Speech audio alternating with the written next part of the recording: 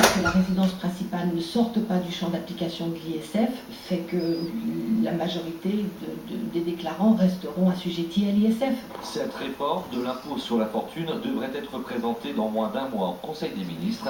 Elle pourrait donc être appliquée dès cette année. À propos du Conseil des ministres, sachez aussi que le gouvernement inclura dans le collectif budgétaire de printemps un dispositif pour inciter les entreprises à rémunérer leurs salariés proportionnellement au versement des dividendes à leurs actionnaires. Ce pourrait être sous forme d'une prime exceptionnelle d'au moins 1 000 €, a précisé François Baroin, le ministre du Budget. Alors justement, la participation des citoyens au fonctionnement de la justice pénale est au programme du Conseil des ministres ce matin. Il s'agit d'introduire les jurés populaires en correctionnel pour les affaires d'atteinte à la personne.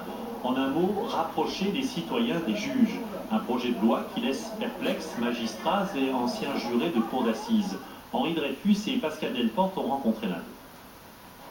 Il a rendu la justice, mais garde un goût amer de l'expérience. Brice Soussan a été juré dans une cour d'assises, c'était il y a 5 mois. C'est une convocation comme juré pour une session ordinaire. Un devoir civique pour ce directeur de golf, déçu d'avoir été orienté par le juge.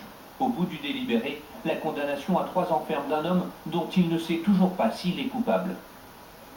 Chaque juré doit être libre de glisser son bulletin comme il l'entend en fonction de ses convictions. Le doute, on dit bien que le doute doit toujours profiter à l'accusé. Et ça, il faut respecter cette règle juste au bout si on veut que les jurés jouent réellement leur rôle lors des audiences. Des jurés qui pourraient bientôt siéger aux côtés des juges professionnels en audience correctionnelle. Le but, rajouter une dose d'expression populaire dans l'appareil judiciaire. Il est bien qu'il y ait des gens comme vous, comme moi, qui puissent juger les cas, parce qu'après tout, il y a l'opinion publique et il y a le côté magistrature qui est séparé. Mais certains citoyens n'ont aucune envie de prêter leur concours à la justice. Juger une personne, l'envoyer en prison pendant 10 ans en tant que citoyen particulier, je suis incapable de le faire. C'est pas mon boulot, moi je suis opticien, je n'ai pas à juger, il y a des gens qui sont faits pour ça, donc je leur fais entièrement confiance. Manque d'intérêt et absence de formation pour des dossiers parfois techniques, le monde judiciaire reste sceptique. Le juge, c'est être le garant des libertés. Voilà. Donc c'est une mission qui est très particulière, qui exige un apprentissage, qui exige une formation, qui exige une pratique très longue. Et ça, les jurés ne l'auront pas. Si la réforme est adoptée, elle ne concernera que 35 000 décisions sur les 600 000 affaires jugées tous les ans par les tribunaux correctionnels.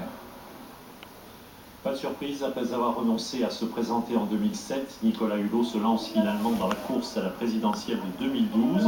C'est ce qu'il a annoncé ce matin à Sevran, Seine-Saint-Denis. Reste pour lui un premier obstacle à franchir, la primaire écologiste face à Eva Joly. On écoute Nicolas Hulot.